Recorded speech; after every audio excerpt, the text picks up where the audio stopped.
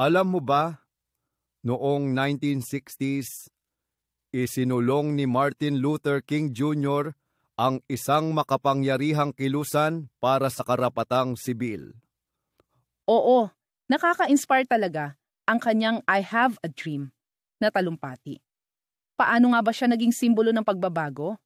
Pinangunahan niya ang mga protesta at march na nagbigay diin sa mga isyu ng diskriminasyon at hindi pagkakapantay-pantay. Isipin mo, umabot ito sa 1,000,000 sa mall ng Washington. Grabe! At sa mga panahon na iyon, sobrang delikado ang magpahayag ng mga ganong ideya. Ano ang nagbigay ng lakas sa kanya? Ang kanyang matibay na pananampalataya at ang suporta mula sa kanyang komunidad.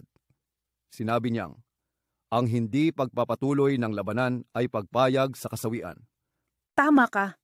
At ang kanyang pamumuno ay nagbigay ng lakas sa ibang mga lider tulad ni Rosa Parks. Kakaiba talaga ang lakas ng mga kababaihan sa kilusang ito.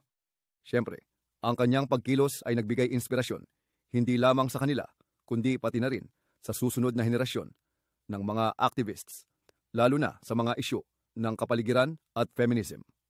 Exactly. At sa usaping pangkapaligiran, ang mga kababaihan tulad ni Wangari Maathai ay talagang nagbigay ng malaking ambag. Alam mo ba ang Green Belt Movement? Oo, ang inisyatibong ito ay hindi lamang tungkol sa pagtatanim ng mga puno, kundi pati na rin sa pagbibigay ng kapangyarihan sa mga kababaihan. Anong paborito mong gawain sa kanilang kilusan? Gusto ko ang paraan ng kanilang pagbuo ng komunidad. Ipinapakita nito na kasama-sama, nagiging mas malakas tayo. Tumpak ba? Tama ka. Ang pagkakaroon ng boses at sama-samang pagkilos sa mga isyu ng lipunan ay talagang mahalaga. Ang ating mga lider sa kasaysayan ay nagbibigay inspirasyon para sa hinaharap. Sana'y ipagpatuloy natin ang kanilang mga aral. Ang pagbabago ay nagsisimula sa ating mga kamay.